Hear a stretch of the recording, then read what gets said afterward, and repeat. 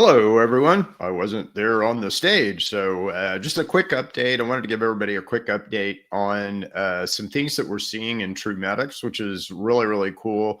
Now, we've probably helped, let's say, I don't know, 2,000 or so people, maybe more than that now. So we've got a really good data set of people that we've helped with, infection, essential nutrients, pain relief, everything that we kind of focus on and help with. And again, in our minds, what we're doing is we're just helping your body overcome these things. So we understand human function a little bit better than perhaps your average bear.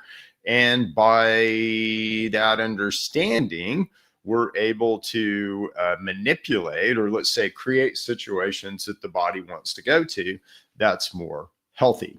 So anyway, that's let's say, if you look at big system theory, what we're really doing, it's actually chaos theory, which is kind of cool. And human behavior is kind of stuck over here in a certain mindset.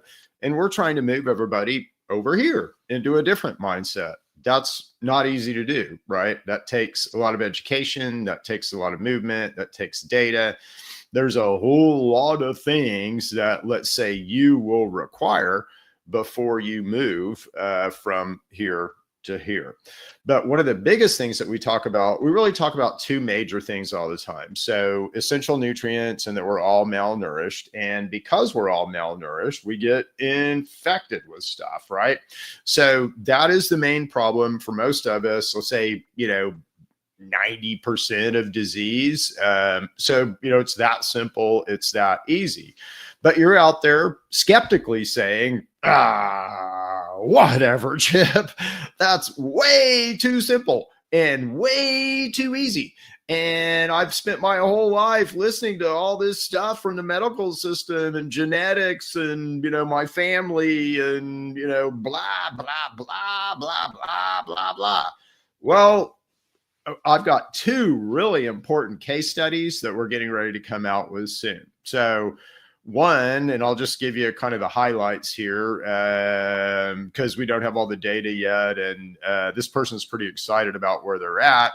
But we need to kind of gather all the data to properly build the case study. But I'll just kind of give you some background. So this person has had cancer, has had pancreatic cancer. It's metastasized to their liver and to their lungs. Just pancreatic cancer by itself is a 2 to 5% survival rate. So we, in our understanding of what's going on there, we assume that there's a insult, something that's driving that cancer. And that most probably that's something called H. pylori. And so we've treated this person in this case like an H. pylori infection. We've restored essential nutrients, and we've provided some stuff to kill the pylori. They're also, and again, anybody with cancer should throw the book at it, right? It's going to kill you if you don't, or could kill you if you don't. So we definitely want to throw the book at it. But this person is also going through chemotherapy.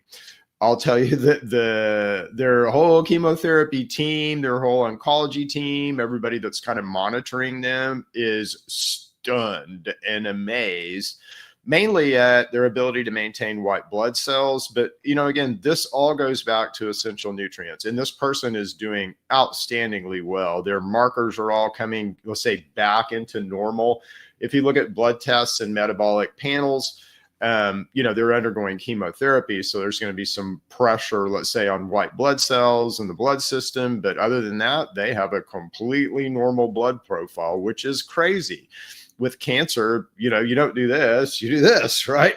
So the second one is a diabetic situation. So this person has been a diabetic for a long time. They are insulin dependent diabetic. So it's their, have insulin as a daily thing in their lives. So we got them about 6 months ago. We were, the goal was to just see if we could begin to turn around their diabetic profile, to get their markers better, see if we could get their need for insulin down.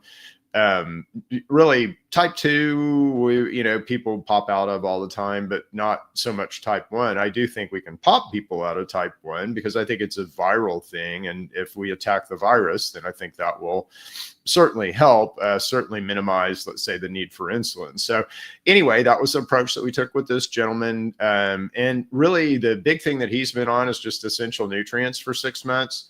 Just got his blood work back. His glucose is still high, so he would still, let's say, be considered a diabetic, but everything else is normalized. And again, that's something that just doesn't happen with diabetes. This guy is, let's say, over 65.